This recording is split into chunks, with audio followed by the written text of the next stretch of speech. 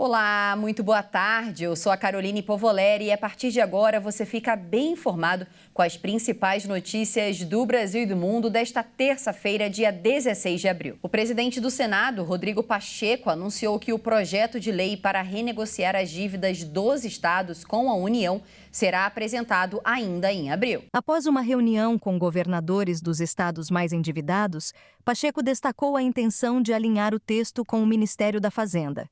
O consenso entre os governadores é defender a mudança do indexador da dívida para o índice de preços ao consumidor mais 1% limitado à taxa básica de juros. Hoje, esse percentual é do índice de preços ao consumidor mais 4%. Eles também pressionam por uma redução de juros em áreas de responsabilidade federal, como segurança e infraestrutura, defendendo contrapartidas nessas áreas. E mudando de assunto, ao menos 48 universidades federais e 71 institutos estão em greve no país. Professores e servidores das instituições reivindicam reestruturação de carreira, recomposição salarial e orçamentária e revogação de normas aprovadas nos governos Temer e Bolsonaro. Os níveis de paralisação variam. Em algumas instituições, professores e técnicos administrativos aderiram à greve. Em outros casos, apenas os professores ou apenas os técnicos estão paralisados. A categoria reivindica um aumento salarial de 22% dividido pelos próximos 3 anos, começando já em 2024, e a recomposição do orçamento da rede federal, que vem sendo enxugado desde 2016. Segundo o Sindicato Nacional dos Servidores Federais da Educação Básica, Profissional e Tecnológica, apesar de reuniões desde o ano passado, nenhuma proposta foi apresentada pelo governo federal. O ministro da Educação, Camilo Santana, disse aos servidores que aguardassem até 29 de março, quando daria uma resposta para as reivindicações apresentadas. Segundo o Ministério da Educação, houve um reajuste de 9% para todos os servidores no ano passado. Agora, os sindicatos têm uma reunião marcada para sexta-feira com o governo. De acordo com a Organização Mundial da Saúde, o Brasil tem enfrentado o pior surto de dengue da história da América Latina. Em paralelo, a execução das metas de saneamento básico está atrasada, o que poderia contribuir para a redução da propagação do mosquito transmissor, evitando assim o aumento no número de casos. Um estudo do Senado revela que o Brasil precisa dobrar os investimentos em infraestrutura de saneamento para alcançar as metas até 2033, estabelecidas pela lei. O Marco Legal do Saneamento Básico, promulgado em 2020, estabelece que, em 9 anos, 99% da população deve ter acesso à água potável e 90% à coleta e tratamento de esgoto. No entanto, em 2022, apenas cerca de 85% da população tinha acesso à água e 56% à rede de esgoto. A falta de acesso confiável à água potável leva as pessoas a armazená-la, criando possíveis focos de dengue em caixas d'água mal construídas. Além disso, o descarte inadequado de resíduos, como plásticos, contribui para o acúmulo de água, criando mais criadouros do mosquito.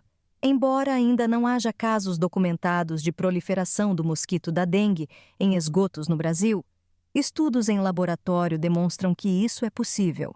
A falta de saneamento básico também aumenta o risco de doenças transmitidas pela água contaminada. E nos destaques internacionais, em Pequim, o chanceler da Alemanha, Olaf Scholz, e o presidente da China se reuniram hoje. Os líderes falaram sobre a guerra na Ucrânia e reforçaram a importância das relações bilaterais. Scholz chegou no domingo à China, acompanhado por uma grande delegação de ministros e empresários. Esta é a segunda vez que o chanceler alemão visita o país asiático desde que assumiu o poder no fim de 2021. Antes de Pequim, o chefe de governo alemão visitou Chongqing, no sudoeste da China, além da capital econômica Xangai. China e Alemanha são a segunda e a terceira maiores economias do mundo. A consolidação das relações bilaterais transcende os dois países e tem um importante impacto no continente da Eurásia e até mesmo em todo o mundo. A respeito da guerra, a China fez apelos ao diálogo, com oposição a qualquer utilização de armas nucleares, e pediu respeito à integridade territorial de todos os países. Pequim, entretanto, nunca condenou publicamente a invasão russa, que começou em fevereiro de 2022, e exige frequentemente que as preocupações de segurança de Moscou em relação à organização do Tratado do Atlântico Norte sejam levadas em consideração.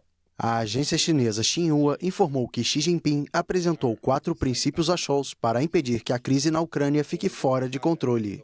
Já o chanceler alemão afirmou que a guerra de agressão russa e o armamento da Rússia têm um impacto negativo muito importante na segurança da Europa. Dados oficiais apontam que a economia chinesa cresceu mais do que o previsto por analistas. No primeiro trimestre de 2024, o crescimento foi de mais de 5% em ritmo anual. Apesar disso, os números decepcionantes relacionados ao consumo das famílias e ao setor industrial mostram que o governo não vai ter vida fácil para cumprir as metas do ano. Entre janeiro e março, o país cresceu 5,3% em ritmo anual, 0,1% a mais do que no trimestre anterior. O resultado do primeiro trimestre superou a projeção dos analistas entrevistados pela agência Bloomberg, que previram um avanço de 4,8%. Pequim estabeleceu uma meta de crescimento ao redor de 5% para 2024, mas autoridades já admitiram que não vai ser fácil alcançar este objetivo. Analistas destacaram que a meta é ambiciosa diante dos desafios enfrentados pela segunda maior economia do mundo. Os problemas no mercado imobiliário continuam a travar o crescimento, com os preços das moradias em queda e as grandes empresas do setor com redução no faturamento e dificuldades para o pagamento de dívidas. E de volta ao Brasil, as mulheres estão conquistando cada vez mais espaço nas águas do Rio de Janeiro. Hoje, elas representam quase 30% da pesca artesanal do estado.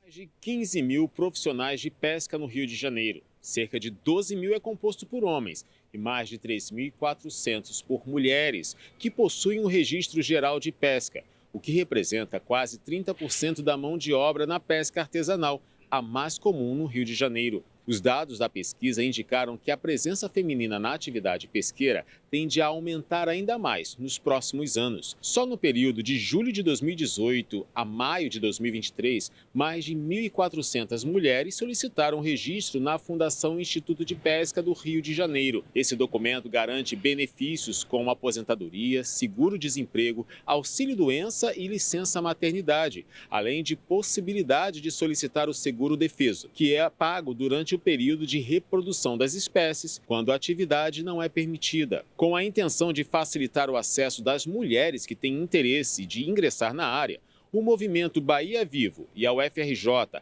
em parceria com a coordenação do pescador Délcio Fonseca, promoveram um curso de construção naval que reserva metade das vagas para a participação de moradoras dos 7 municípios localizados em torno da Baía de Guanabara. O curso promove aulas gratuitas e garante a alimentação, transporte e uma diária no valor de R$ 200 para compensar o tempo que os alunos passarão sem trabalhar. E por hoje é só, essa edição fica por aqui, mas daqui a pouquinho você acompanha outras notícias no Jornal das 18h30 com o Kleber Werneck. Obrigada pela sua companhia. Tchau!